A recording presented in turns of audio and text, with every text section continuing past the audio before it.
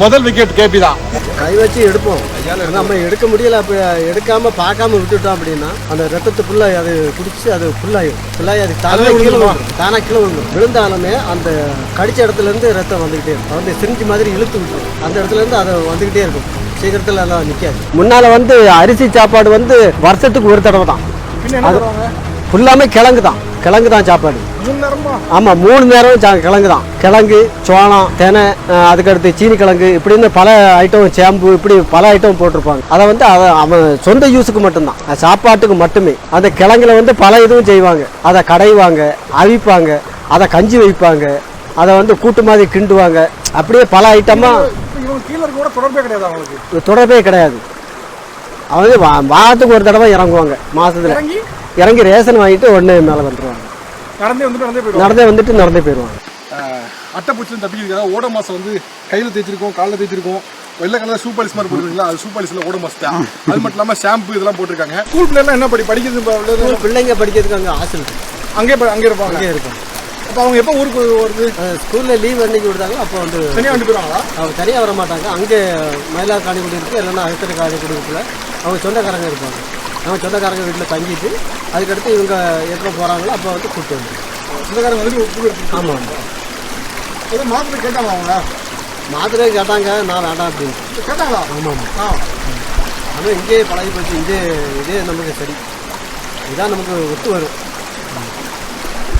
இல்லைண்ணா, இப்போ 1000 ரூபா பாட்டி பிடிக்கும் மாதம் முதியோர் ஓய்வு. அது வந்து பாட்டி வந்து பேரனுக்கு கொடுக்குறாங்க, கீழே இருக்க பேரன் தான் கொடுக்குறாங்க. இப்போ இதை வந்து பாட்டிக்கிட்டே பேசி வேற எவ்வளோ எங்கே கொடுக்கணும், எப்படி பார்க்க கொடுக்கணும், உங்களுக்கு கீழே கொடுத்துட்டீங்கன்னா உங்களுக்கு அலைச்சல் கம்மி தானே? அதை ஏன் பார்க்குறீங்க? வந்து எனக்கு அலைச்சல் கம்மி தான், ஆனால் வந்து எனக்கு மனசு நிம்மதியாக இருக்கணும்ல. அவங்க கிட்டே கொடுத்துட்டோங்க. கண்டிப்பாக அதை வந்து கரெக்டாக கொண்டு போய் அந்த அம்மாட்ட கொண்டு போய் கொடுத்துருவாங்க. கொடுத்தாச்சும் நமக்கு ஒரு மனசு திருப்தி ஆகிடுது. சரி கொடுத்துட்டோம். அதனால் அது செலவு பண்ணுறது அந்த பாட்டியமாக விருப்பம். நம்ம கொடுக்கக்கூடிய கடமை நம்ம செஞ்சிடணும். ஏன்னா இன்னொரு ஆளை நம்ம நம்பி எதுவுமே செய்யக்கூடாது. நம்ம அதுக்கு தான் நமக்கு டிபார்ட்மெண்ட் வந்து சம்பளம் கொடுக்குது. அப்படிங்கப்போ நம்ம செய்யக்கூடிய வேலையை இன்னொரு ஆளை வச்சு நம்ம செய்யக்கூடாது. அதை நம்மளே போய் செஞ்சிடணும்.